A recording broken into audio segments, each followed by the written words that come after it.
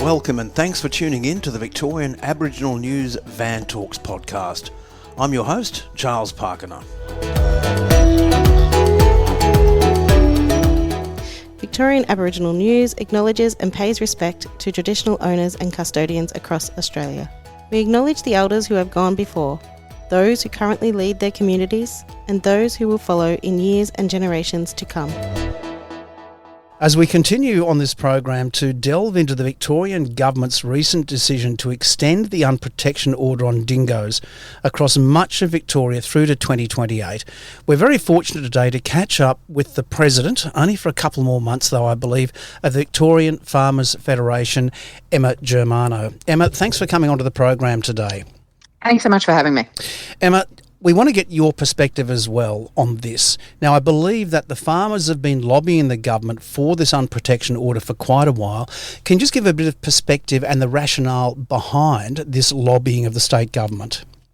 So it's kind of been one of those ongoing rolling issues. So this wild dog or dingo issue has been one that's existed the whole time that I've been with the Federation, which is about 6 years now, first as the Vice President, now as the President. And I guess part of the issue is the notion that these unprotection orders last for a particular period of time, and then we go back into having all of the same kind of conversations and never really moving the conversation forward in regards to long-term outcomes, I think. So consultation was problematic. We're trying to get in and have a decent conversation with government, and they really left it down to about 3 weeks before the unprotection order was to be lifted or to be renewed before they went out and did consultation, which at the time I thought that's going to be sham consultation and they've probably already made a decision. But before then, we saw the unprotection order lifted in the northwest of the state. So we've been engaging with the landholders there. There's a number of them, particularly whose stock come under quite a lot of pressure from wild dogs or dingoes. And I shouldn't say wild dogs or dingoes. I think that probably highlights exactly the problem with all of this conversation. Well, one of the problems, yes, yeah. Yeah, that's right, one of the problems. And so what we always hate is when there is a decision made instantly where there's no time to do any preparation for, because obviously it's led to significant stock losses in the northwest, and there are obviously stock losses across the northeast. Concern for us was very much in the northeast that the dog population seems to be far greater. But another issue with consultation and conversations is that we're not all even agreeing upon the science that exists. And, it seems to me that we've been kind of pitched as if there's two sides to this story, whereas I think that there's a greater opportunity if we all get onto the same conversation and sit down together and work through some solutions. This is something you actually alluded to in a media release that came out on the 24th of September, which coincided with the order in council, when you actually called on the government to reintroduce the Wild Dogs Advisory Committee, which it had abolished in 2020. So the Wild Dogs Advisory Committee, which featured a number of key people, including someone we've interviewed here before, Professor Ewan Ritchie, on this particular matter. What was the important role that was that committee, and why, from your perspective, did the government deem it necessary to abolish it?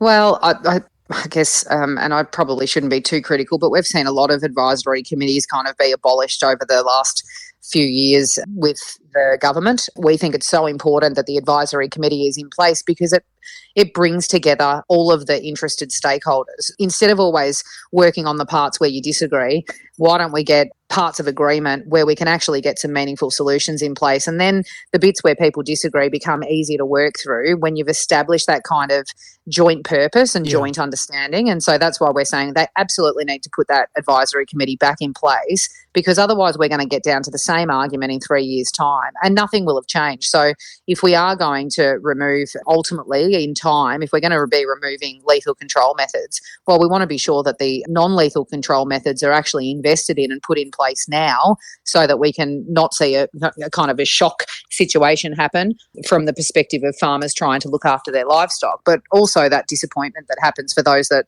are very passionate about dingo conservation, who feel also let down by the government and by consultation. And we don't want to see that all happen again in 3 years. We don't want to be doing that last minute kind of lobbying approach. It it'd be really great if we could get some very meaningful practical solutions in place and an understanding as to what numbers exist, what is a sustainable population, what kind of predation happens on farms, and what are those other non-lethal control methods that are effective, because we haven't actually found any yet, and we need the government to be investing in that. So I think an advisory committee with all of those stakeholders at the same table can only be a great thing, because things are worked out through conversations, I think, rather than arguments. While the government certainly seems to have fallen short in appropriate consultation and timely consultation with traditional owners, I'm aware that you've actually already met with Barangigadjan Land Council as just one of those traditional owner groups in the centre of Victoria. That conversation, which related to this particular matter, what were some of the findings there? Because obviously that's now excluded from the unprotection order, and I believe that the conversations that your organisation and Barangigadjan Land Council have been having are to explore some of those non-lethal control methods. In particular, what was highlighted there? It's really interesting that when you actually bring people together who are looking for solutions, that you actually find some joint answers. And we met with the Barangigadjan Land Council on the issue of the unprotection order being lifted, and then starting to think through, just to have an understanding, firstly, the significance and what the Land Council were kind of ideas they were comfortable with. So one of the things that, I thought about pretty much when the unprotection order was lifted, and that one came as a shock, and I think it really came as a shock to the farming community, and it put a lot of fear into the decision in the northeast as well, which when you fill people with fear, then the conversations also change. Yeah. We spoke about, I thought, well, why don't we just put a big fence up around the park? And having met with the traditional owners, they were saying, well, we don't want our park to feel like it's a jail. We don't want to jail the animals in here. And there are some issues with some of the exclusion fencing and that sort of thing. So, immediately we went to, well, you know what, if that's the case, we don't want to be working against the traditional owners there. And we understood the principles, and they took us through a lot of how the Wilka is totem animal for them and why it was important, and reconnecting with that animal. They thought that it had actually become extinct as well. So finding out that there was still a pure population in that area was very meaningful for them. And they, of course, want to connect back with that animal. I don't think farmers intrinsically have this desire to shoot dogs. Farmers primarily have a desire to protect their livestock. Absolutely. And it kind of doesn't matter what it is that they're protecting their livestock from. So that conversation led us to understand, as well as a conversation with one of the adjoining landholders there, that, the dogs come out for water. So one of the things that we've realised is if there's no water in the park, that's one of the reasons that they'll come out of the park, and often they'll just chase, maim and kill sheep kind of for fun. I was told that was offensive when I said that, but I was like, they're dogs like any other dogs. They're the same species. If they find a hole in the fence and there's a good time on the other side, you can't keep your dog in your backyard, and that's exactly part of the issue. So we were talking about, and some of those farmers had said, let's use our stock and domestic water to pipe water into the parks. Obviously, the traditional owners are going to be key in us understanding, or the government or Agriculture Victoria understanding where those best watering points are. So is there now a relationship that exists between the Victorian Farmers Federation and the Barangi Land Council with specific measures set in place to address this? So we've agreed with around some principles. I think by reaching out, I don't want to sound disingenuous and say, oh, yes, we've started to form a relationship. There's a lot more work that needs to go into that. And that's not just with the Barangigadjan, but with traditional owners around the state. The conversation between farmers and traditional owners is not historically known as being, a robust conversation at that kind of official higher level. I suppose when we start talking about land councils and farmers federations, I think that there are a lot of meaningful relationships on the ground that don't necessarily transpire when we start talking about public policy. But it was really important for us to understand. It's going to sound a little disingenuous, right? Because things had to go wrong before we reached out and said, hey, we'd like to have a conversation. But we were greeted with open arms, and the importance of Wilka was explained to us. And that started to lead us to think, well, let's not bang on about this particular solution that we think might be a goer, but let's join together and advocate to the government that investment into things like cluster fencing is something that both parties end up benefiting from. And we want to see that investment, because just so that people understand, for a farmer to put up a fence that is essentially a complete exclusion fence, and it has to be built robustly because otherwise kangaroos get stuck in them and other wildlife can get stuck in them, we're talking about probably 10 times the price of an ordinary fence.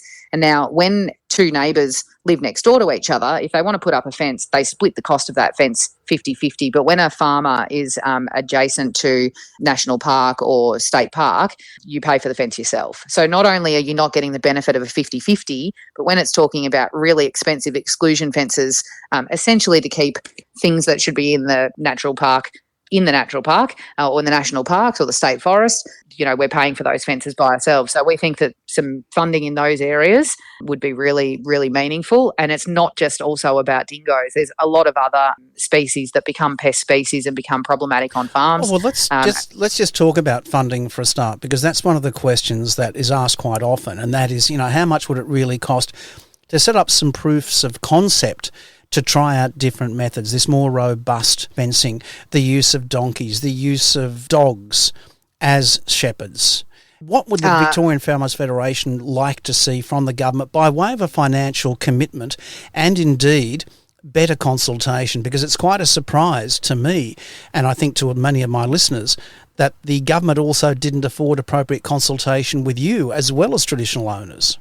Well, I think that surprise goes both ways. And I have to say, I think sometimes traditional owners and I hope I'm sounding respectful, because I certainly don't mean to sound disrespectful in any way, but a lot of times people hide behind the traditional owners and say, oh, it's the traditional owners that want it this way, or it's because of the traditional owners.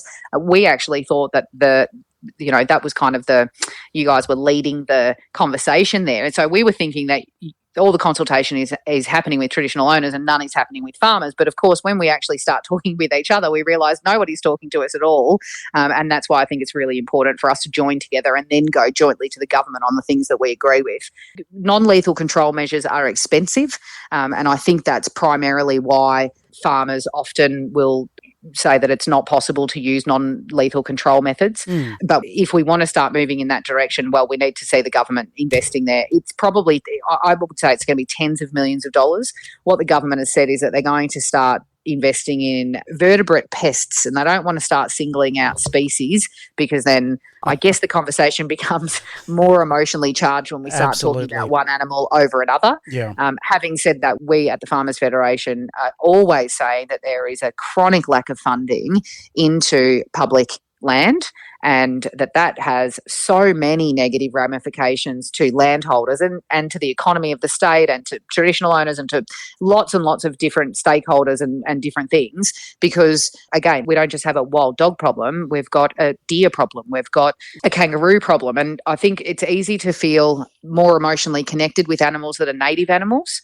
For me, it's probably less, personally, it's less important to me whether an animal is a native animal or not a native animal. It's about whether or not it is in a plague-like proportion, or if it becomes a pest or it starts to damage the ecology itself as a species, well, then there has to be some kind of management there. Well, what are some of the specific things that you would like to call on the government now to do to address this particular matter right across the state? Well, we need to certainly reinstate that advisory committee and get the conservationists around the table, the traditional owners around the table, the farmers around the table to say how we're going to manage this. I think it's really important to understand that it's not packs and packs of dogs that will come out onto a farm. It'll be one who finds the way, who gets there and realises it's a good time, and that same one dog will revisit. Again, if we want to see non-lethal controls being used, well, then we need to start investing in them and start seeing how they're going to work over the next 3 years. So there needs to be more investment up front now, so that in 3 years' time we can assess it and say, well, where are we at? We certainly need more investment into the science around.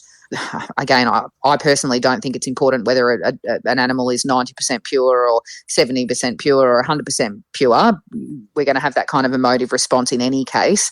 But we do need to sit down and at very least agree on what the population size is, because farmers and people who are going into the bush will tell you, oh, there's that many dogs We've never seen that many dogs. And then you've got conservationists say, oh, no, they're on the verge of extinction or they're threatened, and we need to sort that out. That should be a fundamental place where we agree so that we can have a meaningful conversation around what strategies that we're going to use.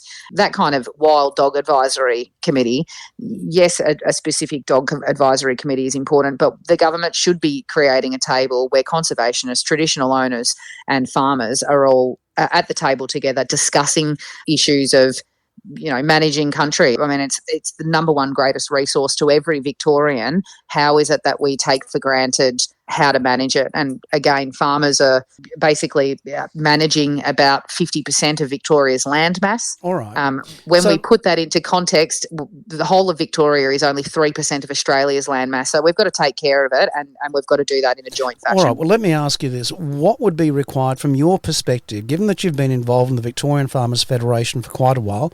You've been president for 2 years, during which the Wild Dogs Advisory Committee did exist. What do you believe is required by way of investment from the state government to set up the advisory committee again? Is it a difficult thing? Is it an expensive thing? No, setting up an advisory committee, my goodness, we've got that, we've got advisory committees left, right and centre. Most of the time organisations are funding their person to be seated at that table having that conversation. So a spare table in Parliament House is not what's expensive. It's actually investing in the measures, but sitting down and agreeing upon what measures should be invested in, I think is really, really important. So I don't want to probably jump in front of what I think an advisory committee could be offering as solutions, but certainly we've got to have those conversations. We've got to see more public funding, and it should be about $30 or $40 million at least, probably just starting to research some of these non-lethal control methods. There probably does need to be a compensation fund for farmers where the government, refuses to do their part and put up that exclusion fencing and that sort of thing. But we have to have for me, it's about that holistic balance in nature, and we've got to be thinking not just about wild dogs but about all of the other species, because they all interplay with each other. If you have an overpopulation of dogs, that impacts other species that are out there in the bush as well. And if you have too many deer or whatever food sources for dogs, well, then you're going to see those populations grow as well. We always say we hate it when we pitch environments against farms. Farms are part of the environment. They're a public good for everybody, but we've got to make sure that we're doing all of those things sustainably, as well as managing state parks and making sure that the investment is put into taking care of them properly. All right. Now, you've mentioned science and research a couple of times during the course of this interview. Already there's quite a bit of conflicting research out there. We've got some research out there that's showing that the loss of, we're talking lambs and goats primarily in kids, the loss of those to dingoes or wild dogs is significantly less than 10%. And there's other research, or whether it's supported or not, is saying it's significantly more than that. Research has been done on this time and time again. What's going to make a difference in getting some form of research that is spot on accurate? I think we have to not just rely, we've got to have different data points, I think, from, in different places. So firstly, measuring the dog population, that's tantamount. One of the issues with stock losses is that farmers will often not report stock losses, and that's problematic. I think it's easy to take it for granted when you know that there are lethal methods for those that are happy to use lethal methods, that you don't go and report how many stock losses that you're having. So we've seen a real issue with getting farmers to do that. Having said that, the difference between 10% of your lambs or not is really significant on farms. Sure. We've seen in Queensland that kind of, their management techniques have basically made it that you don't have sheep in Queensland because you just lose too many to predators and it becomes unviable. So what we would hate to see the Victorian sheep industry get to a point where it was non-viable, and that's something that kind of erodes over time. And often it's when things have gone significantly wrong that we say, maybe we got this management or this balance wrong. And then sometimes it's too late, because once people get out of the sheep industry and start investing in, say, cattle, which suffer less losses, although there are some, you don't necessarily see the industry bounce back again. Having said that, it's also not helpful for farmers to say, it's millions upon millions upon millions and overinflate the number, because we know, I shouldn't say the boy that cried wolf, because it's pardon the pun in this particular conversation. That's okay. We'll let that one go through to the keeper. We'll let that one go through. But what we do need is those accurate numbers, and how many sheep is too many sheep? How do you get that balance right? What's the economic cost? What's the animal welfare considerations that have to be made as well? A lot of people think it's just about money. I've had farmers, particularly in the northwest, saying, I don't want compensation from the government. I just don't want my daughter. One of the farmers that's been particularly impacted has his daughter has taken over the kind of sheep operations in their farm, and she went to him and said, Dad, I can't go and check the sheep every morning and rock up to 30 dead animals, or worse, you rock up to 2 dead animals and 10 that you've got to shoot yourself. They don't seem to heal from dog attacks. There's something in the saliva that seems to get those wounds infected, and they'll often, if they're not killed immediately, they'll die in another week's time. So there is an animal welfare consideration here as well. Well, the last point that I want to touch on, and just to clarify something that has been mentioned before in other interviews, and we're talking about the results of research and reporting in from agriculturalists and farmers out there, is that there's also an important point to note that a lot of lamb and kid losses are actually through farming mismanagement. This is the claim that's been made by a number of people. For example, a lot of farmers are seeking to increase the fertility of animals, going for twins and triplets. There are losses there. There are also losses due to result of cold weather. And these don't seem to have been given the importance in this particular matter as the dingo matter. So what's your comment on that one, and what is being done to address those particular issues in tandem with this dingo matter? My first response is obviously a defensive one, and I'm sorry to respond That's like fine. that. But I think that it's interesting because, to me, like, a farmer will try and do anything they can to get, even if they don't, and this is not the case with the majority of farmers, but even if they weren't concerned about the animal welfare, it costs them money to lose to lose lambs.